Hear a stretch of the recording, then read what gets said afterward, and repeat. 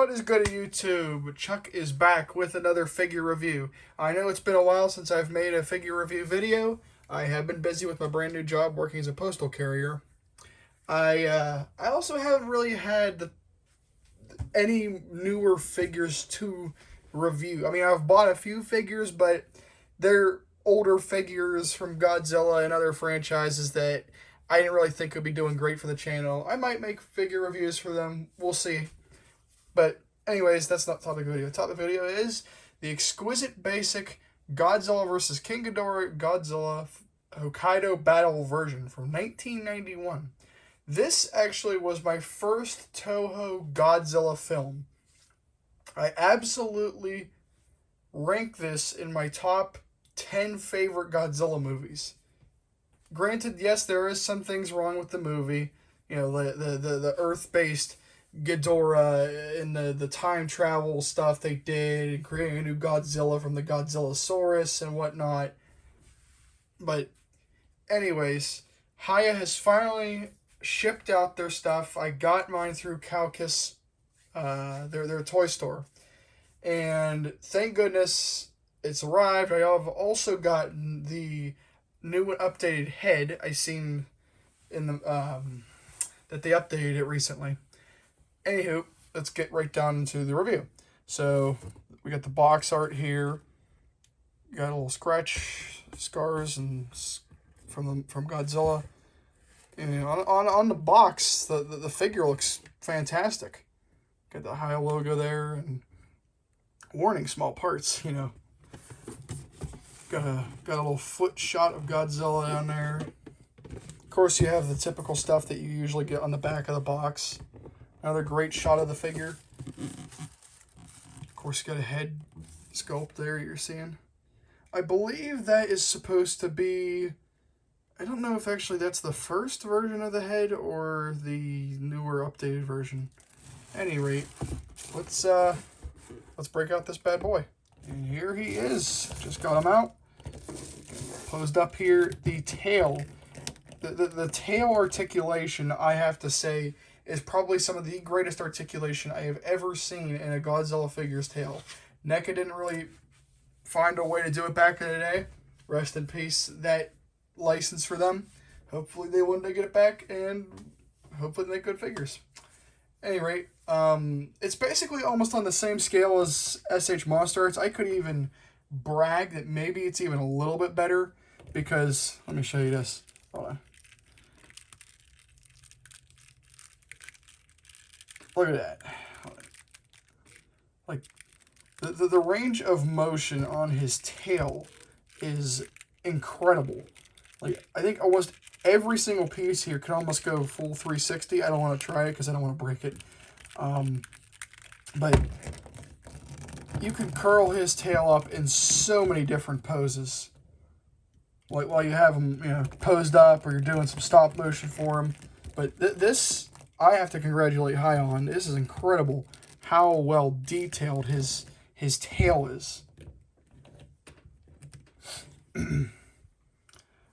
Now, looking at the paint sculpts, you know, the application of the paint and the sculpt work, I think they have absolutely nailed it with Godzilla's appearance in 91, except for the head, but we'll get into the head in a second. Overall, he seems to have a great range of motion, and you could tell that this is Hiya because I also have, you know, Hiya China, so it's not knockoff. Anyway, his legs seem to have 360 degrees of motion each. Please don't break. Okay. His foot will bend back this far. It's actually got double jointed in there. Look at that. His ankle has 360 swivel. Same goes for the other leg. His torso seems to have a little bit of crunch. Not much, though. Maybe if you wanted to apply some heat to that or not. His arms both have 360 degrees of motion. There's one. There's the other one. His arms could both go up like this, so you can have Godzilla T-posed. His head. His head can fully twist all the way around. His head can almost fully look down too. It's actually pretty impressive. I've been seeing everybody doing their figure reviews for the Hiya evolved Godzilla, and I still have yet to receive mine. FedEx hasn't even properly received it, even though it shipped 2 weeks ago. I don't know what's going on with that, but hopefully it arrives soon, because I really want to put out a figure review for that. What I love also about this figure is the fact that they also even have, if you look closely here, they even have the wrinkles in the suit essentially rippling effect that the Hiya suits are known for compared to the rest of the suits. Like, let me get as close as I can here. Like, that's honestly astonishing that they were able to add that effect. I'm impressed with them. Now, in terms of accessories, he only comes with, unless you count the head, 2. He has this pair of hands, which I guess are his normal walking hands. When he usually walks, he kind of has his fingers sort of extended. But right here we got the almost the curled fingers, like if he's going in for an attack and he's slashing at enemies. Like, look at that. The paintwork, the glossy effect on the nails, so well done. I might actually end up having him posed with these ones, because these look a lot better than these hands. I wish that they would actually give each Godzilla figure 3 sets of hands, like a normal walking set, a slightly curled finger effect, so it looks like he's attacking with, he's slashing at his opponent, or, closed fists. Because, I like the closed fists, but, it's... That also needs to be a third accessory instead of just having one accessory per pair of hands. What else we got here? We got, the head. So, honestly, at first glance, to me, the head didn't really seem to bother me, but when I look back and rewatched 91 Godzilla vs. King Ghidorah, it did bother me seeing this figure because his eyes are a little too bug-eyed, and they're not as beady and small as the other designs. So if I pull them up side by side here, head will just pop easily off, I hope. Yep, okay.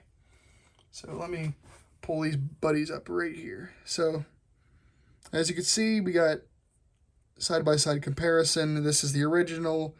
This one is the this one is the newer one. Wow, I couldn't speak there for a second. Overall, I think they have great paint applications. Like, the head sculpt is basically the exact same. It's just the matter of them fixing the eyes. It's still the same shape, it's just they put a black paint around the orange-white of his eyes. Is that the way to say that? Because we have whites of our eyes, but he has orange. So they actually did that, and it looks honestly 100% better than this one. So I'm definitely going to have him posed with the newer head.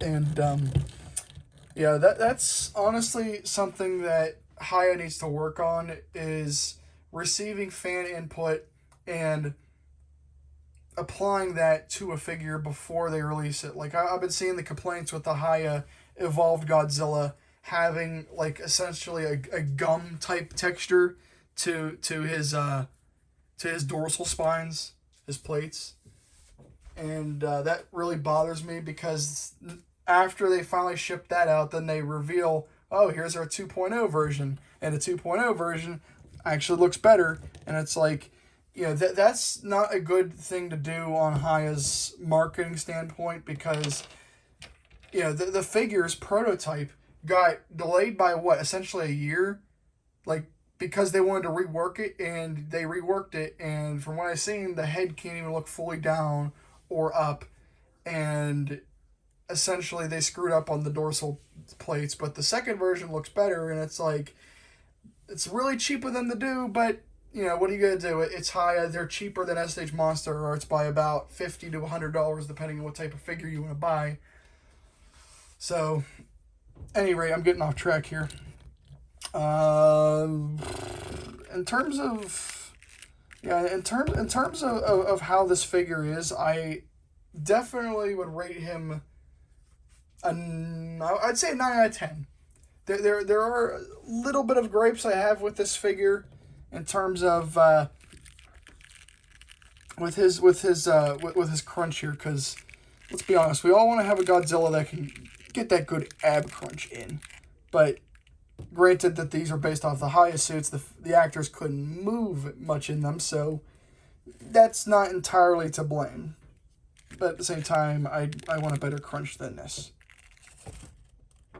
Maybe it's just me nitpicking. You guys can tell me in the comments below and criticize me on that, but I don't know. I think it's a valid criticism, but it's just, I'm just so in love with the tail. The tail's articulation is some of the best I've ever seen, man.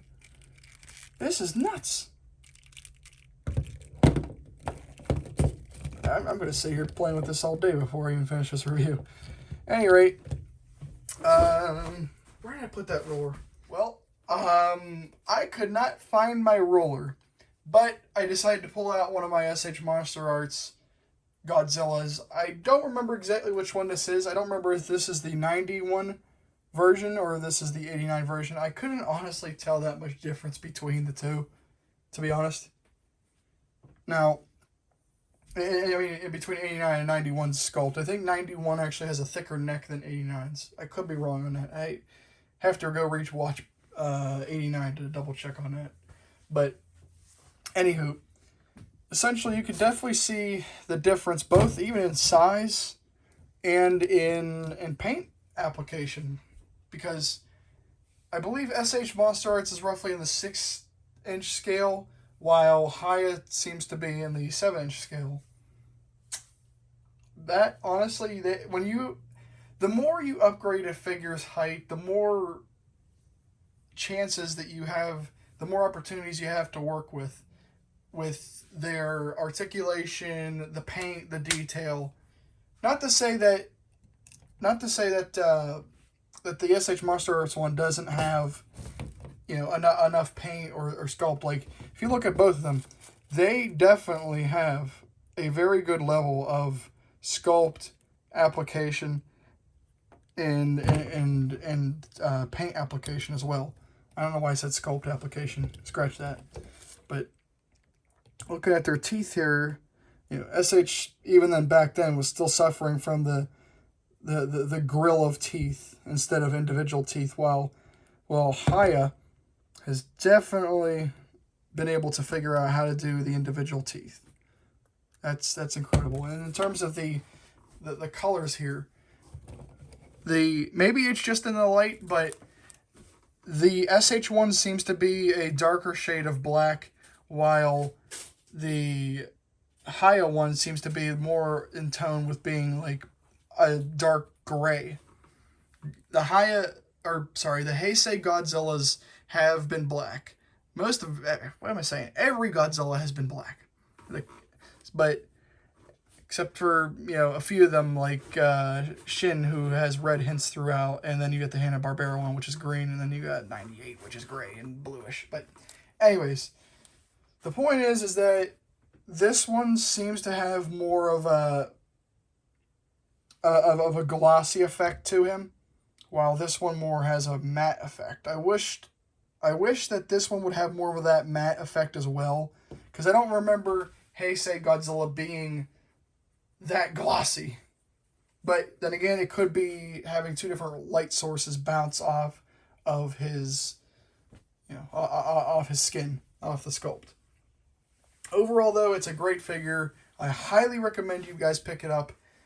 I am definitely going to end up getting his Atomic Breath version and also get 91 Ghidorah, both his regular version and mecha version. I don't know if I want to pick up the battle damage version because, let's be honest, I am running out of room for Godzilla stuff in my house. I plan on trying to get rid of maybe a few things, sell a few things in my other collections to make room, because Godzilla is my life. Overall, though, I will rephrase again, get this figure. you guys can easily afford, I mean, well, I'm not saying you can easily afford the $80 price, but if you can afford it, definitely get it. This is a must-have for any Godzilla fan, especially a Heisei Godzilla fan. I hope I'm pronouncing that right. I've always pronounced it Heisei, but it could be also Heisei. Anybody that's Japanese in the comments can critique me on that. Goodness gracious, I cannot speak today. Anyways, I thank you guys for watching. I hope you come back for another video in the future. Subscribe it if you want. Come check out my other videos. I game as well. I might end up doing a Helldiver stream later this week. Let's see how it works. Schedule goes. I do have the Scar figure from the Scar King figure from SH Monster Arts. I might end up reviewing him, but I might not, because I see that Hiya has also released a bunch more figures.